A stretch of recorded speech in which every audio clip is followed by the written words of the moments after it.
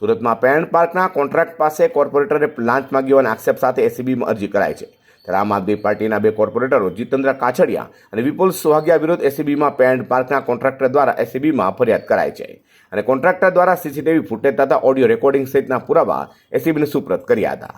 તો સામે આપના કોર્પોરેટર જીતેન્દ્ર કાછડિયાએ કોન્ટ્રાક્ટરના આક્ષેપોને પાયા વિહોણા હોવાનું કહ્યું હતું અને લીગલ ટીમની માહિતી લઈ આગળની કાર્યવાહી કરશે તેમ પણ જણાવ્યું છે.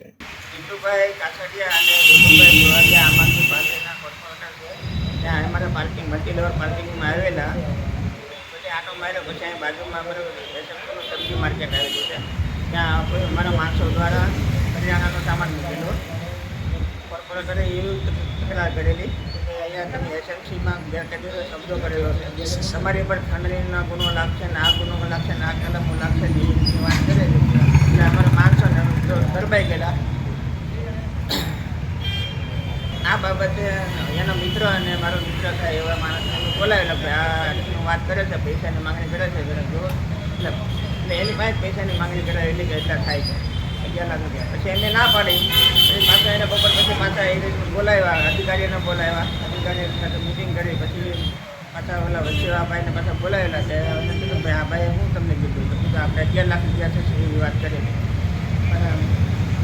પછી એને કહીને એવું નથી કર્યું 10 લાખ રૂપિયા પતાવટ કરવાની, 5 લાખ 5 દિવસમાં દઈ દેવાના. આ લોકો કોઈ કાર્યવાહી નહીં કરે અને કોર્પોરેટર આ રીતનું ડન છે.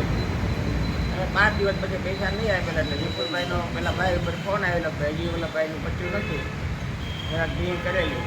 પાછા જીતુભાઈ મળેલા જોન ઓફિસર એને કીધું કે તમારા હજી ડોક્યુમેન્ટ હજી નથી પહોંચ્યા. 9-10 જે ડોક્યુમેન્ટ મારા એટલે ડોક્યુમેન્ટ ફોરવર્ડ ભાષામાં એ બોલતા હતા. પછી જ્યારે એને વધે દિવસે પાછી કાર્યપાલકની ઓફિસમાં અમારી મિટિંગ થયેલી. કાર્યપાલક ઇન્ચાર્જ, પછી આસિસ્ટન્ટ કમિશનર જીતુભાઈ કાછડિયા, પછી ભાઈભાઈ જસાણી અને હું આ 5 જણાની 1 કલાક જેવી મિટિંગ આવેલી.